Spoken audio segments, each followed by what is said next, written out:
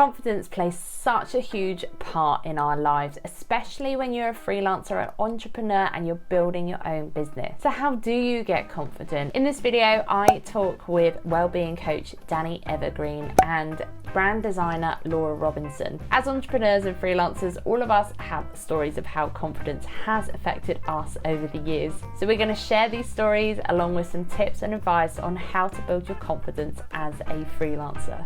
I'm Laura Bean and this is Creative Little World.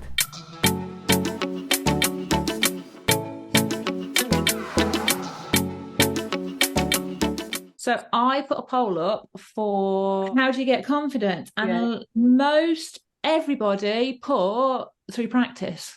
Everybody. There was never, I was like, fake it till you make it. Is that how you get confidence? Do you, haven't got it? So we're just kind of, don't use it, don't have it, need it, need to learn it. And everybody just put through practice. And I was like, yeah, but why do we all suffer with lack of confidence? What is confidence for everybody, and what are we lacking to? Because it is scary being an entrepreneur. I didn't realize how many hats I had to wear. And as somebody who is a bit of an introvert, I find it really difficult sometimes to have that confidence. So I wondered how everybody else felt about it. Yeah, well, I say I don't have it. I as you've just said, and apparently everyone else is doing, I'm learning it and I'm building it as I go. And you can definitely see when you look back, you realize, gosh, yeah, I actually have built a lot more confidence over the years, but it takes time and a bit of effort and learning. And it's funny how I don't think you imagine confidence as something that you can learn. I've never actually thought of it like that. It's not something you learn to be confident, but yeah, that's a huge part of it, isn't it? Yeah, I think that's interesting, isn't it? I was looking at does anyone watch Mel Robbins' podcast? Absolutely adore that woman. She said that her quote is, confidence is willing to try. How do we master that, Danie? As the coach, how do we master willingness to try? It's interesting that, because I think what you just both touched on is that we tend to often think that confidence is something like we have it or we don't have it. Like you were saying, Laura, you don't necessarily think of it as something that you learn.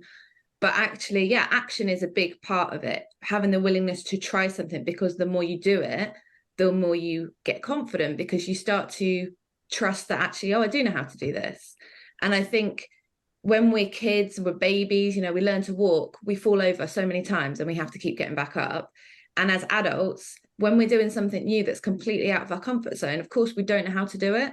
So we have this, if you think about the learning cycle, you have like this thing of unconscious incompetence. So you don't even know what you don't know before you start trying. Before I ever tried to do a video or a Zoom, I didn't even know what I needed to know. And then the first time you give it a go, you're like, oh, there's all this stuff that I need to figure out and I don't know how to do it. So you start realizing what you don't know. And often that's where we feel like we don't have enough confidence, because we're like, well, I don't know what to do now.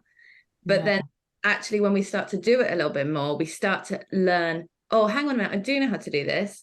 It might take me some time to think about it, but I kind of can do it. So we start to get a little bit more confident, and then eventually it just becomes automatic and we're not even thinking about it. And then a lot of the time, that's when we gain it. So we do have to be kind of willing to give it a go. And I think sometimes it's just knowing that it's very normal, that when you do something that's new and different, and if you think about being an entrepreneur, like there's so many different roles, like you said at the beginning, Laura, that when I decided to become a coach, I wasn't thinking about running a business. I just thought, I just want to coach people, right? So I wasn't thinking about having to manage finances. I wasn't thinking about how to do social media or any of those other things that we have to do as an entrepreneur running a business. So there's all these things that you need to learn that are not necessarily within your normal skill set of the thing that you started with.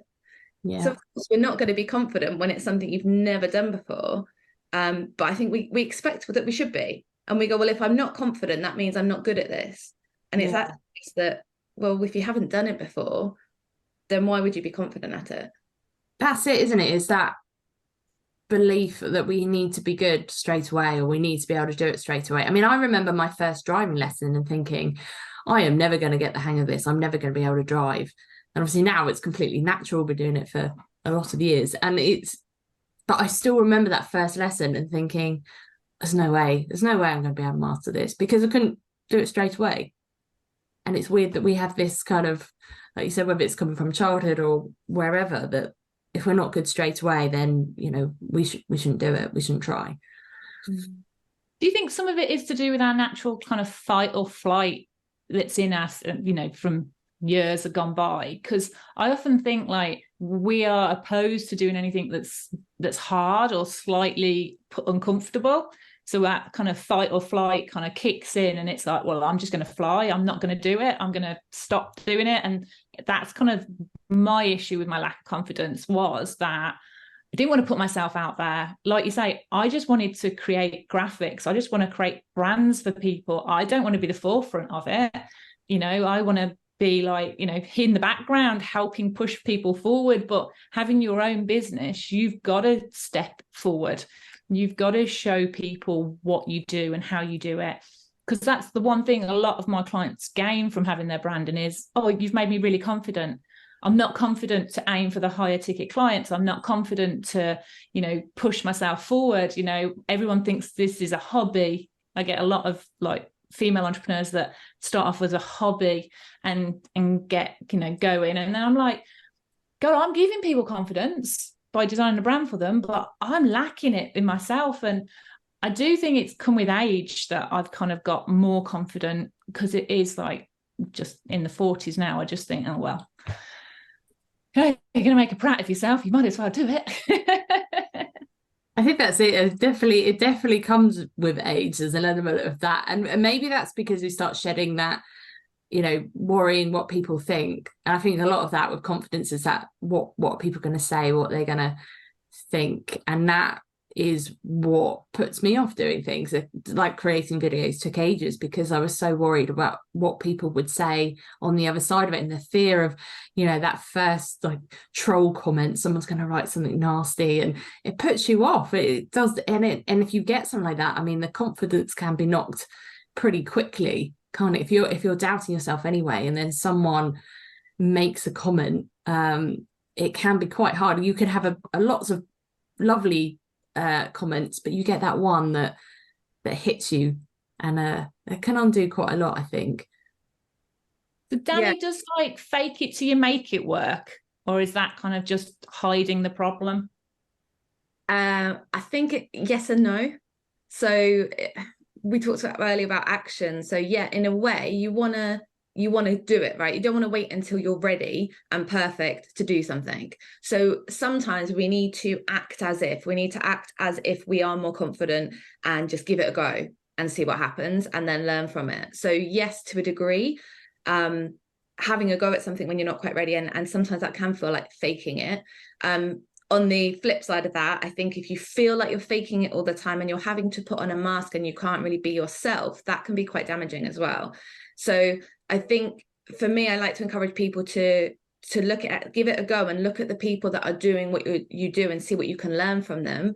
And yeah, don't worry about being perfect, but then also to be aware of those things that are underneath that belief that maybe you can't do it, or it's difficult, or you're not confident enough. So just touching what you both were saying about, we want to feel safe, right? And it's not, we do have this fight or flight. Our brain is not designed for us to be happy. Our brain is designed for us to be safe. And most people probably now know we've got kind of the conscious mind and the unconscious mind. So our conscious mind is going, right, I'm going to do a YouTube channel. Great. I really want to do this. It's going to be great for my business. I know all the reasons I'm going to do it. And then the unconscious mind is sitting there going, yeah, but this is not safe. You've not done this before. What if you get trolls? What if someone says something bad? And we're naturally more attuned to the negative than the positive. So we tend to focus on that one negative comment instead of the one, you know, the many positive. So again, just being aware of that is sometimes useful to go, okay, this is just my unconscious mind trying to keep me safe. So it's okay because I am safe. Nothing really bad is going to happen to me. You know, even if someone doesn't like it, it's not going to cause me any real harm. So sometimes it's being aware of that, and then being able to look at what are the kind of beliefs behind that maybe something happened at school when we were kids and we might not even remember it, but maybe we said something in class and then we didn't get a good response, and then ever since then we've decided that I'm not good at public speaking. Or, you know, for me, I used to sing a lot at home in front of the family. You know, I'd be that person that put on a karaoke show. I'm not sure it always got the best response, if I'm honest, and as an adult I can kind of see why. But, you know, there was a point in my life where I decided maybe I don't feel so comfortable doing that, and there developed a belief around, you know, wanting to be seen and wanting to be the star of the show, and actually maybe I'm not good enough for that. So I think it's twofold. Faking it till you make it, yes, sometimes put yourself out there and give it a go, but also if you feel like it's really going against what kind of is inside, then it's finding how do you bring those two things together. But is it something we need to kind of learn to master, I suppose, in some ways, some kind of growth there? I read a lot, so that's really helped me, is learning that, you know, everyone starts from ground zero. Like, nobody started a YouTube channel knowing everything about YouTube. Nobody started a podcast. Everybody started from zero, and it was difficult for everyone. And it's that keep going, keep trying. Every time you fail, you learn. And it's getting that. And I'm trying to teach my children that at the moment.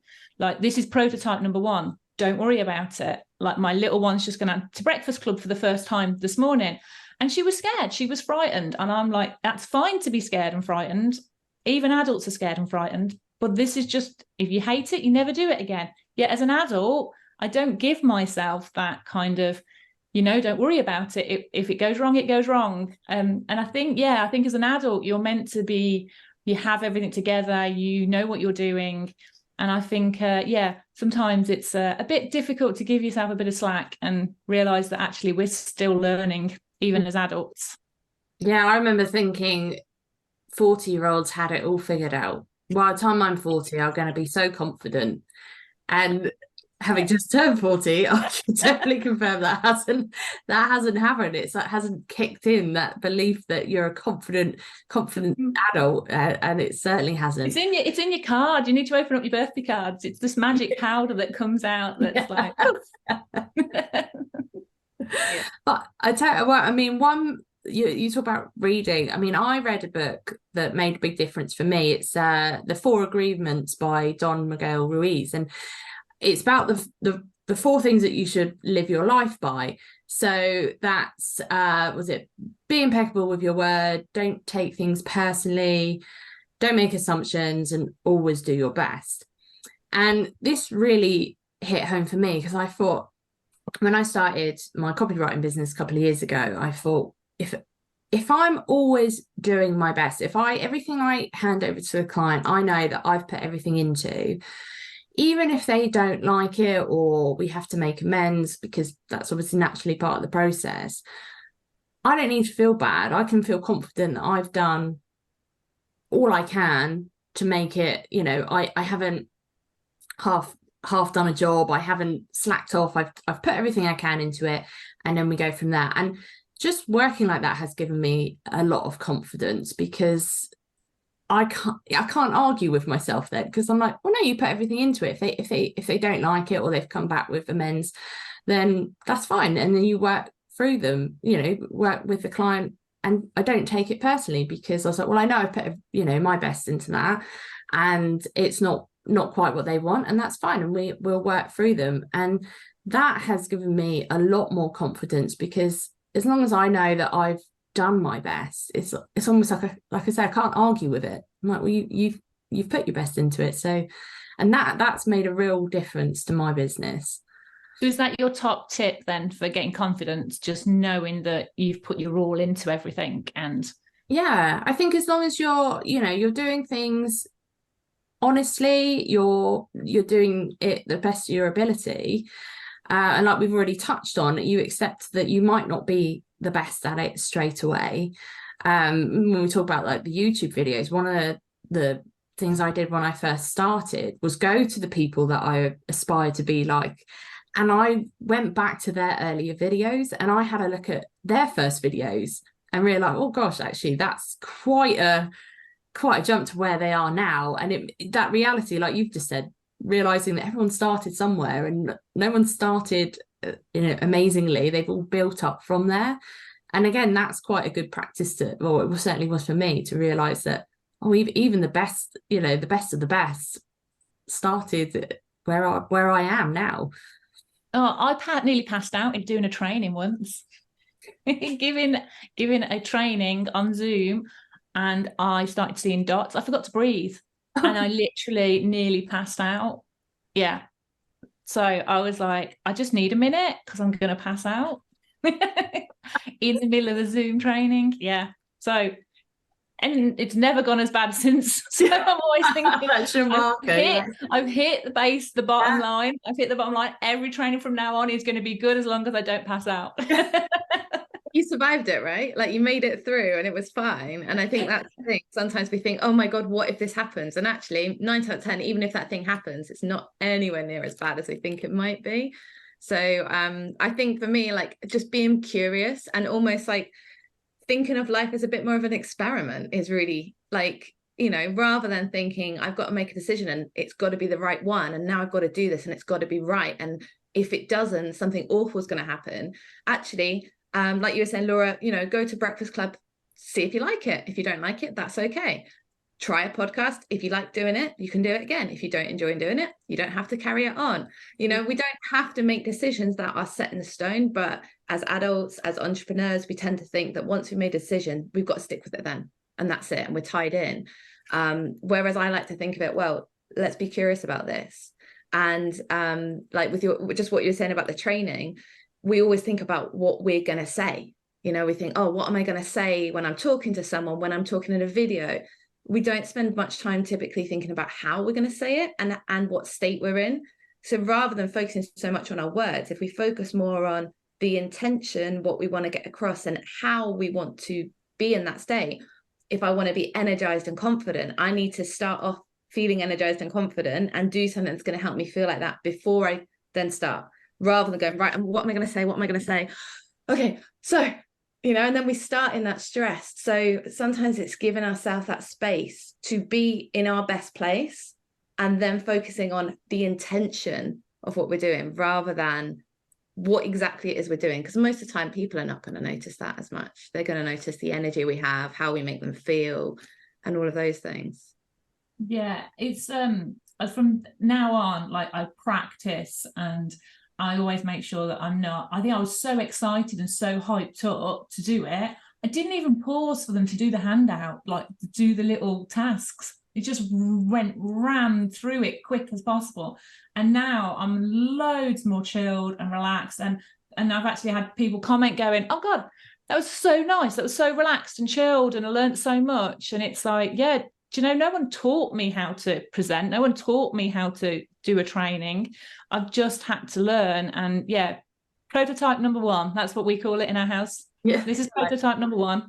Let's see what number 2 is going to be a little bit better. But yeah, but confidence is still there. I still struggle with it. But and slowly getting used to working out of my little comfort zone and getting because yeah, it's a comfort zone thing as well for me. Yeah. And realizing it's okay. And like Danie just said, we don't have to get it right first time. We don't have, it's trial and error, isn't it? Especially when you're an entrepreneur, freelancer, you're building your own business. And I found that quite a freeing thing when I realized that I could go and do that because I've only got me to answer to. If it goes wrong, then it's only me that's got to pick up the pieces or do anything. I'm not going to tell myself off. I'm going to learn from it and move on or accept that that's not the right process for me, or do something, just learn and grow. But it's quite freeing when you realize that you go, well, actually this is for me to try, and I don't have to worry about what everyone else is going to think about it, because it only really affects me and my business. So why not give it a go? It could be the best thing you've done, or yeah, it might not. You decide you're never going to do that again, and just learn from it. Hey, that's perfect. And that's really cool. I think it's just really good. Like, confidence as an entrepreneur is like a real issue. And I think, you know what, you just got to go for it. Just got to try. And yeah, you might fail, but you might achieve something fantastic. Yeah. So any more tips, Danie? I mean, I could go on all day. Danie, this is a whole course you could be putting out. We need your course on confidence. I think the thing is, it's like anything, it is personal. So what, specifically what it is that's stopping you, it is a comfort zone thing. Like we said, there is sometimes we're worried about failing. Sometimes we've got a belief that, in a specific area, that I'm not good at this thing because you've done something in the past and it didn't go so well. So now I believe that I'm not good at this. And so sometimes it's just being aware of what is it, like just taking that time to think, why do I feel not very confident about this? And sometimes it's really obvious and sometimes it's not so obvious. And that's where I think coaching kind of comes in. If you feel like you're pushing and you're trying to get more and more confident and you're doing all the good things, you're having a go, you're being curious, you're trying to just see what happens, and you still feel really stuck, that's when sometimes it's helpful to talk to someone else to help you just get a bit more insight into maybe there's a belief that you're not even aware of that's holding you back. But the things that you can definitely do for yourself, all those things we said, have that attitude of just giving it a go, see what happens, be kind to yourself, praise yourself for the things that you have done, because we focus so much on all the things we've done wrong and that we haven't done, and we go, oh, I should have done that because I said I was going to do that and then I wasn't feeling confident, so I didn't do it. Okay, cool. But what did you do? What have you learned? Like you were saying, Laura, with your presentation, the fact that you had that presentation where you nearly passed out has actually meant that now your presentations are so much better than they probably would have been, because you've learned to slow down and breathe. And that gives other people a much calmer feeling and they enjoy it more. But had you not have had that experience, you might not have realized that. So sometimes what feels like our biggest failures actually are our biggest teachings and help us to become the people that we want to be and to do the things we want to do. And then get feedback as well. Don't be afraid to if you've got someone you're working with, you've got a client you're working with and it's, you feel like it's going well and they seem happy, ask for some feedback, because that can also help us to get some confidence that this person's really happy with what I did. Actually, maybe I'm doing all right here. Sometimes we need to hear that little bit of external validation as well. Yeah, I've got a when things go wrong folder on my desktop, because obviously things do happen, things do go wrong. Maybe a client design, I've gone off on a tangent, and I just have to remind myself that actually, you know what, you are good. Look at all these feedback off other people and just refresh my mind that, I am good at what I do. And sometimes you just clash with somebody or a design doesn't work right, and you can get it right. And so, I have a folder that's got all this good feedback there just to remind myself when I'm feeling a little less confident that actually it's all good. But you mentioning a coach or a mentor or a group to be with where you can talk things through, that's been gold for me as well. Yeah. I think that's, I've got one, I call it a smile folder. So it is the same thing, but so where you could go to going, I remember you're good at it. And like you say, I'm in a few different groups, masterminds, communities, just to hear from others and know that you're not alone. And just like the examples we talked about today, it makes you go, oh God, actually, we laugh about you nearly passing out on a training call, but I'm sure at the time it felt really awful for you. But now we look at it and you go, wow, okay, actually that's good to know. No, I've never looked at it again. I've never rewatched it. But that kind of makes me go, oh, maybe I should try one of these. Maybe I should do a webinar, because it would be scary, and but now I know, right, I need to breathe. Let's learn from Laura to breathe. And it's just, it gives you that that almost gives me confidence to try it, because I go, oh, she's done that and it didn't go well. She's still here, she's still doing them, and I did it again. Stupidly went and did it again. No, not stupidly, bravely went and did it again.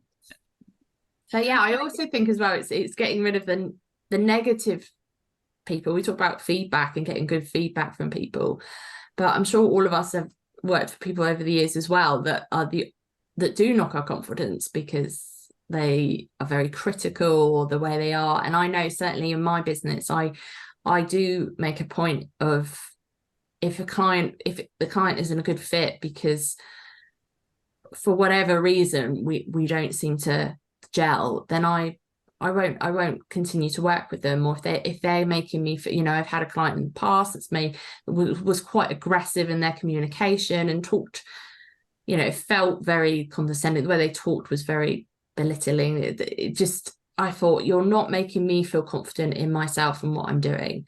So this isn't the working relationship for me, because I don't need them making me feel, you know, I shouldn't be confident.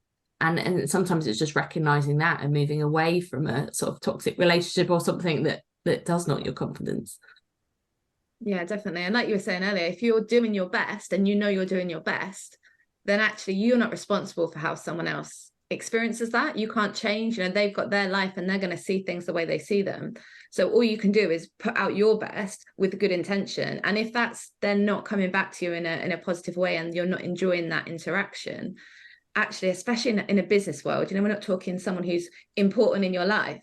So someone actually, if it's not working for you, having the confidence actually to say, this doesn't work, this actually isn't aligned with my values, that's really powerful, because then you're really being true to yourself. And I think that's something that sometimes takes confidence as well, because if you're new in business, you can just think, oh, I just need to work with anyone, I just need the work. But that can lead you down a path of really not enjoying it and having your confidence knocked, because you're just not working with the right people. So I think having the ability and being able to just say, hang on a minute, is this working for me? And then go, okay, it's not, I'm going to be honest and say, I'm not going to work with this client anymore. That, again, over time, you build that confidence to just look for the people that you enjoy working with and that bring you something. Because yes, you're giving them a service, but also you're giving them a lot of your time and energy. So it needs to be something that helps you to feel good and to feel confident in yourself. And working with people that are belittling you and kind of feeling like they're bringing you down is not, I just think, what's the point? You know, life's too short for that. Yeah, absolutely. Definitely. Well, I think that was brilliant, ladies. Thank you so much for talking about confidence. I think that was so good, and lots of little tips and helps there. And if anything, everyone now knows to breathe when doing a webinar, because you're going to pass out. Key takeaway, just breathe. There you go. That's it. End. Bye.